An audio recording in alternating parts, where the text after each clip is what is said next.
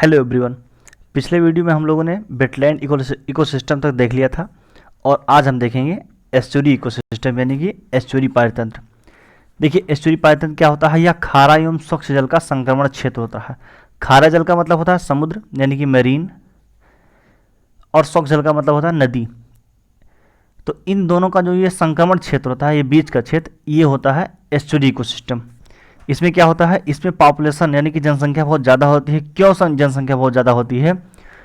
क्योंकि इसमें मेरीन के कुछ लक्षण पाए जाते हैं और कुछ लक्षण इसमें नदी के पाए जाते हैं, इसलिए इसकी जो पोषक तत्व की क्षमता होती है वो बहुत ज़्यादा होती है, इसलिए यहाँ की जनसंख्या बहुत ज़्यादा होती है। देखिए, एक शब्द होता है लेग्यूम। लेग्यूम, हम लोग को ध्यान रखना है कि लेग्यूम और एस्चुरी ये दोनों अलग अलग शब्द हैं। देखिए, सपोज कीजिए इंडिया की बाउंड्री है, यदि कोई नदी छोटी ओपनिंग से छोटी ओपनिंग से जाके समुद्र में मिलती है तो इसको लगून कहते हैं। क्या कहते हैं? इसको लगून क्यों कहते हैं? क्योंकि ये छोटी ओपनिंग से, यहाँ से छोटी ओपनिंग से जाके मिल रही है। किंतु यदि कोई अगर छोटी ओपनिंग से ना हो, बड़ी ओपनिंग से जाके मिलती है तो उसको हम लोग कहते हैं एस्चुरी। तो इतना केवल ध्यान रखना है कि यदि कोई छोटी ओपनिंग से जाके मिलती है यानी कि छोटे मुंह से जाके समुद्र से मिलती है तो क्या है? लेगूम है। किंतु अगर बड़े मुंह से जाके समुद्र से मिलती है तो क्या है? एस्चुरी है। देखिए, दुनिया की जो 60% जनसंख्या है वो कहीं ना कहीं एस्चुरी के आसपास ही रहती है। दुनिया की 60% जनसंख्या एस्चुरी के आसपास रहती है, कोस्टल एरियाज में रहती है। एस्चुरी की जो बनने की प्रक्रिया है वो 4 प्रकार की होती है। यानी कि एस्चुरी का निर्माण कैसे होता है? 4 प्रकार से होता है। पहला होता है जल स्तर के बढ़ने से पानी तटों में भरकर एस्चुरी बनाता है। सपोज कीजिए कि ये इंडिया की बाउंड्री है। यदि यहाँ अरबियन सी में कभी अगर फ्लड आती है तो इसका जल बहुत ज़्यादा हो जाता है और ये तटों तक भर जाता है। ये तटों तक भर जाता है तो ये जो तटों के अंदर घुस जाता है, ये यहाँ पे एक एस्चुरी का निर्माण करता है। तो पहली प्रक्रिया में क्या होता है? जल स्तर बढ़ने से पानी तटों पर भरकर एस्चुरी बनाता है। दूसरा है रेत की गति का कारण। देखिए, यहाँ पे कृष्णा गोदावरी डेल्टा बनाती है। यहाँ पे कृष्णा गोदावरी डेल्टा बनाती है तो यहाँ जो रेत लेके आती है वो रेत डिस्प्लेसेबल होते हैं, यानी कि वो एक जगह से दूसरी जगह चले जाते हैं, वो गतिशील होते हैं। तो वो जब गतिशील होते हैं तो जब एक जगह से छोड़ के दूसरे जगह जाएंगे तो यहाँ पे कुछ खड्डा जैसा हो जाएगा, और जो खड्डा जैसा होगा यही है एस्चुरी। तो पहला कैसे बनता है? पहला होता है जलस्तर के बढ़ने से, दूसरा होता है रेत की गति के कारण, और तीसरा होता है ग्लेशियर प्रक्रिया से। सपोज कीजिए कि यहाँ पे हिमालय पे ग्लेशियर है तो ग्लेशियर में कभी कभी बीच में ही स्प्लिटिंग हो जाती है, यानी कि बीच में ही ग्लेशियर टूट जाता है। तो जो बीच में टूटता है तो ये इधर खिसक गया, ये इधर खिसक गया, तो जो बीच में बनता है ये बनता है एस्चुरी। और चौथा होता है व्युत्पत्ति तकनीक से। देखिए, व्युत्पत्ति क्या है? हम लोग ज्योग्राफी में पढ़ते हैं कि पूरी पृथ्वी लगभग 6 बड़े बड़े प्लेटों में बटी हुई है। क्यों बटी हुई है? कि कभी ये अलग अलग प्लेट हुआ करते थे, जैसे कि ऑस्ट्रेलियन प्लेट, इंडियन प्लेट, हम लोग पढ़ते हैं ज्योग्राफी में। तो उसी प्रक्रिया में सपोज कीजिए कि ये अरेबियन प्लेट अलग है और ये इंडियन प्लेट अलग है। अरेबियन प्लेट अपनी तरफ पीछे खिसक गई और इंडियन प्लेट अपनी तरफ पीछे खिसक गई, तो बीच में जो स्पेस बचेगा इसमें क्या बन जाएगा? एस्चुरी। इसमें एस्चुरी बन जाएगा। तो ये हम लोगों ने देखा कि एस्चुरी बनने की कौन कौन सी प्रक्रिया होती है। ये 4 प्रकार की होती है। पहला है जलस्तर बढ़ने से, दूसरा है रेत की गति के कारण, और तीसरा है ग्लेशियर प्रक्रिया से, और चौथा है व्युत्पत्ति प्रक्रिया से। अब इसके आगे हम लोग देखते हैं कि एक स्वस्थ एस्चुरी क्या होती है, एक हेल्दी एस्चुरी होती क्या है। एस्चुरी की हिंदी होती है ज्वार नदमुख, लेकिन ज्वार नदमुख बहुत वही जबरदस्ती हिंदी निकालने वाली बात हो गई। एक स्वस्थ एस्चुरी में निम्नलिखित शर्तें जरूर पूरी होती हैं, जैसे कि वहाँ पे जैव विविधता बहुत अच्छी होती है, वहाँ पे जनजातियाँ पाई जाती हैं, यानी कि वहाँ पे बायोडाइवर्सिटी होती है, वहाँ पे ट्राइबल्स रहते हैं। ये नदी के अवसाद को रोकता है। जो नदी अपने साथ में अवसाद लेके आती है पहाड़ों से, उसके अवसाद को रोकता है। और इसमें प्रदूषण को विषाक्त रहित करने की क्षमता होती है, यानी कि जो भी प्रदूषण में जहरीले पदार्थ बह के आते हैं वो यहीं पे रोक लेती है और इसको विषाक्त रहित करने की क्षमता रखती है। यहाँ पे पतझड़ और कोनीफर हमने आपको बताया था कि कुछ इस प्रकार के प्लांट पाए जाते हैं, इस प्रकार के प्लांट। तो एस्चुरी में पतझड़ यानी कि डेसिडुअस जो हर वर्ष अपने पत्ते गिरा देते हैं, पतझड़ भी और कोनीफर दोनों प्रकार के वृक्ष पाए जाते हैं।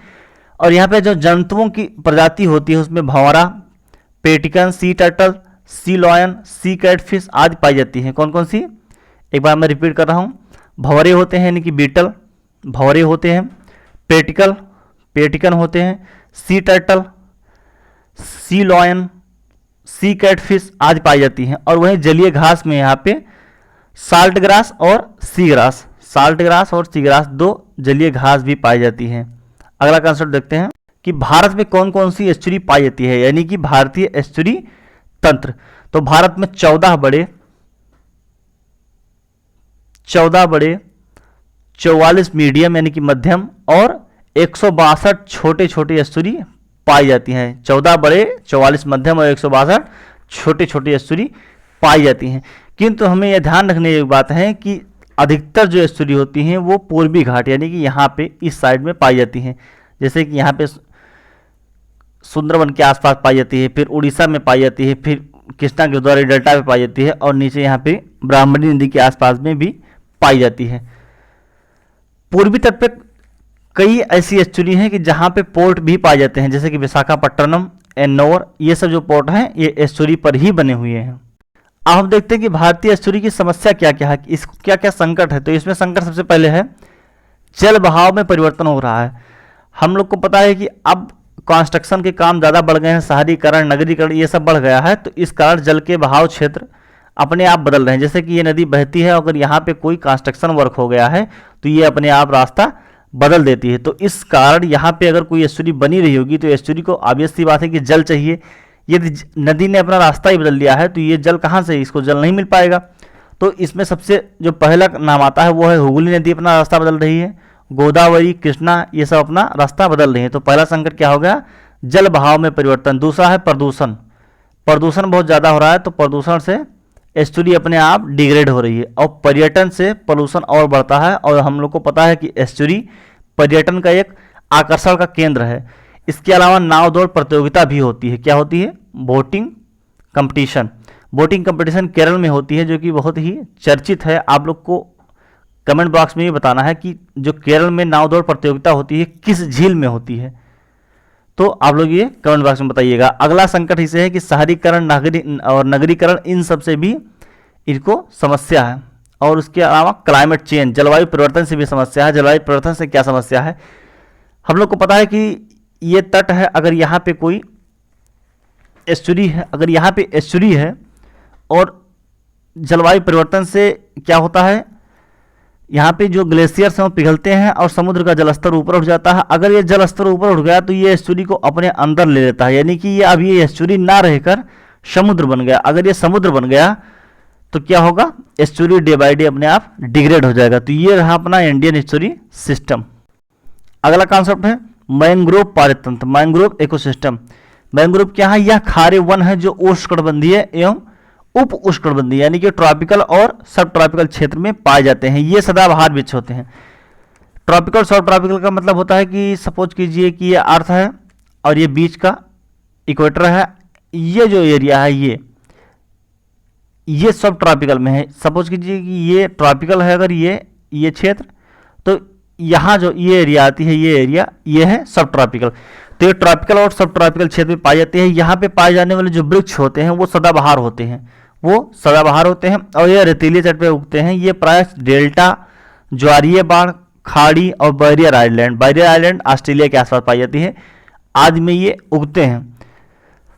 तो क्या है मैंग्रोव, क्या है मैंग्रोव, एक खारे जल के वृक्ष हैं या वन हैं। ये सदाबहार होते हैं और ये बैरियर आइलैंड और डेल्टा, ज्वारीय बाढ़ इन सब क्षेत्रों में ज़्यादा उगते हैं। लेकिन एक क्वेश्चन तो माइंड में आएगा ना कि कुछ प्लांट्स ऐसे होते हैं कि जो खारे जल में उगते हैं, कुछ प्लांट्स ऐसे होते हैं जो कि स्वच्छ जल में उगते हैं। तो उन प्लांट्स जो कि खारे जल में उगते हैं उनमें क्या ऐसे चेंजेस होते हैं कि अपने आप को खारे जल के अनुकूल वो बना लेते हैं। तो हम लोग आइए देखते हैं कि मैंग्रोव में अनुकूलन क्या क्या होते हैं। देखिए मैंग्रोव में कई अनुकूलन होते हैं जिससे वो खारे जल में रहने के लायक होते हैं। पहला इनमें अनुकूलन है कि ये खारे जल के प्रति सहनशील होते हैं, खारे जल के प्रति सहनशील होते हैं। अगर ये खारा जल है तो उसके प्रति ये टॉलरेट होते हैं। दूसरा है कि ये अगर जल ज़्यादा रहा तो इनके जड़ें सड़ती नहीं, यानी कि ज़्यादा जल के प्रति भी सहनशील होते हैं, टॉलरेबल होते हैं। और ये ऑक्सीजन की कमी में भी जी सकते हैं, ऑक्सीजन की कमी में भी जी सकते हैं। तो अगला है इसमें चूंकि जल में O2 कम होता है इसलिए विशेषकर वायवीय जड़ रखते हैं, और जिस वायवीय जड़ को कहते हैं निमेटोफोर्स। इसको समझते हैं, इंपॉर्टेंट कॉन्सेप्ट है। देखिए ये समुद्र है, अगर समुद्र जल में खारेपन की मात्रा ज़्यादा है, समुद्र ऑब्वियस सी बात है कि खारेपन की मात्रा कुछ ना कुछ तो होगी ही जरूर। तो अगर समुद्र में खारेपन की मात्रा ज़्यादा है तो ये प्लांट्स हैं, सपोज कीजिए कि ये कोई मैंग्रोव वृक्ष है, ये क्या है, कोई मैंग्रोव वृक्ष है। तो देखिए अगर हम यहाँ की बात करें तो यहाँ पे जल ज़्यादा है, यहाँ पे जल ज़्यादा है, लेकिन जल में ऑक्सीजन की मात्रा कम है। तो आखिर में इसकी जो पत्तियां हैं वो प्रकाश संश्लेषण करेंगी। अगर प्रकाश संश्लेषण करेंगी तो उनको ऑक्सीजन की मात्रा चाहिए ही चाहिए। तो ये ऑक्सीजन की पूर्ति इस जल से नीचे नहीं हो सकती, क्योंकि यहाँ पे बहुत कम ऑक्सीजन पाया जाता है। तो ये पेड़ कहते हैं कि हाँ, ये पेड़ कुछ वायवीय जड़ रखते हैं, यानी कि एरियल रूट्स रखते हैं। देखिए ये रूट्स, ये सब क्या है, एरियल रूट्स हैं। इस रूट्स को कहते हैं निमेटोफोर। इस रूट से क्या करते हैं, इस रूट से ये वायवीय शोषण करते हैं। जैसे कि हम लोगों ने देखा होगा कि बरगद में, पीपल में कुछ रूट्स ऐसे निकले होते हैं जो वायवीय होते हैं, यानी कि वो हवा में लटक रहे होते हैं। तो ऐसे जड़ को कहते हैं हम लोग वायवीय जड़। इसके जड़ को कहते हैं निमेटोफोर। इसे अंधा जड़ भी कहते हैं, क्योंकि ये हवा में लटक रहा होता है, इसको दिखता नहीं कि ये कहाँ जा रहा है, मतलब बस यूं ही लटक रहा होता है। तो इसको ब्लाइंड रूट भी कहते हैं। तो ये हो गया निमेटोफोर, इसको कहते हैं निमेटोफोर। तो ये हो गया एक एडाप्टेशन। अगला एडाप्टेशन इसमें ये पाया जाता है कि इसकी जो पत्तियां होती हैं उसमें साल्ट सिक्रेटिंग ग्लैंड पाए जाते हैं, यानी कि लवण स्रावित ग्रंथियां पाई जाती हैं। तो जैसे ही जड़ इसके ज़्यादा साल्ट को एब्जॉर्ब कर लेता है तो इसकी पत्तियां क्या करती हैं, इस साल्ट को कलेक्ट करके ऐसे ऐसे धीरे धीरे फिर नीचे गिरा देती हैं। इस जो नमक होता है इसको कलेक्ट करके और धीरे धीरे नीचे गिरा देती हैं। किसकी सहायता से, साल्ट सिक्रेटिंग ग्लैंड, लवण श्रावण ग्रंथियों के माध्यम से ये नीचे गिरा देती हैं। तो ये क्या करता है, ये एक होगा एडाप्टेशन। अगला एडाप्टेशन है, ऐसे मैंग्रोव की प्रजातियां जिसके जड़ पानी के भीतर रहते हैं उसे राइजोफोरा कहते हैं। कुछ ऐसी प्रजातियां मैंग्रोव की होती हैं कि उनके जो जड़ होते हैं वो पानी के भीतर रहते हैं। सपोज कीजिए ये समुद्र है और ये इसके भीतर रहती हैं, तो इसको कहते हैं राइजोफोरा। क्या कहते हैं, राइजोफोरा, इसको कहते हैं राइजोफोरा। और वहीं कुछ अपने जड़ को पानी के बाहर रखते हैं, उसे कहते हैं न्यूमेटोफोर। जो अपने पानी के बाहर रखते हैं, ऐसे पौधे के एग्जाम्पल हैं एबीसीनिया। क्या है, एबीसीनिया, 1 मिनट, एबीसीनिया लिखते हैं, एबीसीनिया, ऐसे को कहते हैं एबीसीनिया। तो ये हो गया अगला एडाप्टेशन। नेक्स्ट है इसमें, देखिए ये मैंग्रोव का वृक्ष है और ये इसके नीचे जड़ें हैं। ये इसके नीचे जड़ें हैं। हम लोग को पता है कि अगर यहाँ से कोई भी बीज अगर गिरेगा, किसका, मैंग्रोव का, आखिर मैंग्रोव भी बीज बनाते ही होंगे, अगर इसका कोई भी बीज नीचे गिरेगा तो यहाँ पे इसका सड़ जाएगा। क्यों, क्योंकि नीचे पानी है। तो इसमें एक क्वालिटी होती है इन वृक्षों के बीजों में, ये गिरने से पहले अपने मातृ शाखा पे, यानी कि जहाँ पे लगे होते हैं वहीं पे ये यहीं पे मातृ शाखा पे ये प्रस्फुटित हो जाते हैं, अंकुरित हो जाते हैं, ब्लूम हो जाते हैं। तो जो यहीं से ब्लूम हो जाते हैं, यहीं से ये प्रस्फुटित होके फिर जल में जब गिरते हैं तो क्या होता है, एक नया प्लांट तैयार हो जाता है। तो इस पूरे इसकी क्वालिटी को कहते हैं बीबी पैरिटी। क्या कहते हैं इसे, बीबी पैरिटी, 1 मिनट, बीबी पैरिटी, इसको कहते हैं बीबी पैरिटी। इस क्वालिटी को एक बार फिर से समझते हैं कि मैंग्रोव के वृक्षों पर ही किसी बीज का प्रस्फुटित हो जाने की क्वालिटी को कहते हैं बीबी पैरिटी। इसके जड़ में साल्ट अवशोषित नहीं होता है। इसके जड़ में क्या होता है, साल्ट अवशोषित नहीं होता है। मैंग्रोव में स्टिल्ट रूट भी पाया जाता है। स्टिल्ट रूट आप लोगों ने देखा होगा, किसी किसी प्लांट्स में होता है। सपोज कीजिए कि ये कोई प्लांट है, ये प्लांट है, तो ये तो नीचे तो इसके जड़ होंगे ही, लेकिन कभी कभी ऐसे जड़ भी निकल आते हैं, ऐसे जड़ भी निकल आते हैं। तो आप अगर देखें ध्यान से तो सभी मैंग्रोव में ये स्टिल्ट रूट पाया ही जाता है, स्टिल्ट रूट पाया ही जाता है। तो इसको कहते हैं स्टिल्ट रूट। किसी प्लांट में कुछ जो मरुस्थलीय प्लांट्स हैं इसमें स्टिल्ट रूट पाए जाते हैं। अगला कॉन्सेप्ट है कि भारत में कहाँ कहाँ कौन कौन से मैंग्रोव पाए जाते हैं। तो सबसे पहला मैंग्रोव पाया जाता है सुंदरवन। यह दुनिया का सबसे बड़ा ज्वारीय मैंग्रोव है, या यूं कहें कि यह दुनिया का सबसे बड़ा मैंग्रोव है। यहाँ पे जो प्रमुख प्रजातियां पाई जाती हैं, प्रमुख प्रजातियां यहाँ पे राइजोफोरा प्रजातियां पाई जाती हैं। उसके बाद में हेरिटीरिया 2013 में इस ऐसे करके एक क्वेश्चन आया था। अगला है फ्यूमस सेरियोसस। ये सब क्या होते हैं, प्लांट्स की प्रजातियां वहां पे पाई जाती हैं। ये होगी प्लांट्स की प्रजातियां। एनिमल की कौन कौन सी प्रजाति पाई जाती है? एनिमल में रॉयल बंगाल टाइगर और क्रोकोडाइल यानी मगरमच्छ। तो रॉयल बंगाल टाइगर और क्रोकोडाइल दोनों पाया जाता है। तो पहला होगा कौन सा? सुंदरवन। दूसरा है भितरकनिका। भितरकनिका कहाँ पे है? आप लोग सर्च कीजिएगा। भारत का दूसरा सबसे बड़ा यह मैंग्रोव है। भितरकनिका उड़ीसा में है। यह भारत का दूसरा सबसे बड़ा मैंग्रोव है और इसके अलावा कृष्णा गोदावरी डेल्टा, अंडमान निकोबार, गोवा, रत्नागिरी, कच्छ, खंबात आदि में भी मैंग्रोव पाए जाते हैं, जिसे हम लोग इस फिगर के माध्यम से समझते हैं। देखिए ये है सुंदरवन, ये सुंदरवन है। दूसरा है भितरकनिका, ये है कृष्णा गोदावरी डेल्टा, ये है गोवा और ये है खंभात और कच्छ। तो भारत की ये है मेजर मैंग्रोव्स। किंतु ध्यान देने योग्य बात है कि भारत के जितने ही मैंग्रोव्स होते हैं वो अधिकतर मैंग्रोव्स पूर्वी घाट में पाए जाते हैं, पश्चिमी घाट में नहीं पाए जाते हैं। अच्छा, आप लोग सर्च कीजिएगा कि जितने भी मैंग्रोव्स हैं या एस्चुरी हैं वो पूर्वी घाट पर ज़्यादा पाए जाते हैं, जबकि पश्चिमी घाट में कम पाए जाते हैं। ऐसा क्यों है? ज्योग्राफी का कॉन्सेप्ट है। अगर आप लोग ध्यान से देखेंगे, कुछ नदी से रिलेटेड है कि ये आखिर पूर्वी घाट पे एस्चुरीज ज़्यादा क्यों बनती हैं और पश्चिमी घाट पे एस्चुरीज कम क्यों बनती हैं, तो आप लोग को मिलेगा। तो ये हो गया भारत में कितने प्रकार के मैंग्रोव पाए जाते हैं और कहाँ कहाँ मैंग्रोव पाए जाते हैं, हम लोगों ने देख लिया। अगला कॉन्सेप्ट है कि मैंग्रोव का महत्व क्या है। तो सबसे पहले मैंग्रोव का महत्व क्या है? ये क्या करता है? ये बाढ़ को रोकता है, फ्लड कंट्रोल करता है। कैसे कंट्रोल करता है? सपोज कीजिए मैंग्रोव है और ये समुद्र है, तो अगर इसकी धारा बहुत तेज आएगी, इसकी धारा यदि बहुत ही तेज रही तो आके यहाँ पे वन से टकराएगी तो इसकी धारा धीरे हो जाएगी। तो इस प्रकार क्या होगा कि जो बाढ़ आनी होगी वो थोड़ा लेट में आएगी और उसका पानी धीरे धीरे आएगा, जिससे जान माल के नुकसान कम से कम होगा। तो सबसे पहले क्या करता है? ये बाढ़ को रोकता है। यह मछली का अच्छा प्रजनन केंद्र होता है, यानी कि जो इसकी जड़ें होती हैं, ये इसकी जो जड़ें होती हैं नीचे, यहाँ पे मछली बैठ के प्रजनन करती हैं। तो यानी कि मछली का अच्छा प्रजनन केंद्र होता है।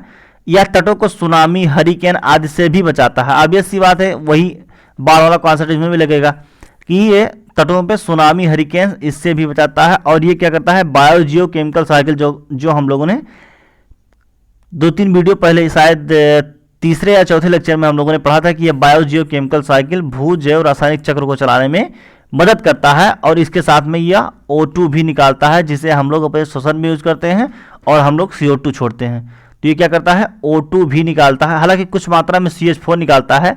यदि ऑप्शन में आएगा कि यह केवल O2 निकालता है तो ऑप्शन गलत हो जाएगा। कुछ मात्रा में ये CH4 निकालता है। CH4 हम लोग को पता है कि मीथेन, जो कि ग्रीन हाउस गैस है। तो ये था मैंग्रोव का महत्व। अगला कॉन्सेप्ट है कोरल रीफ। सबसे पहले हम लोग समझते हैं कि कोरल रीफ क्या है, उसके बाद समझेंगे कि कोरल ब्लीचिंग क्या होता है, कोरल को संकर क्या क्या है।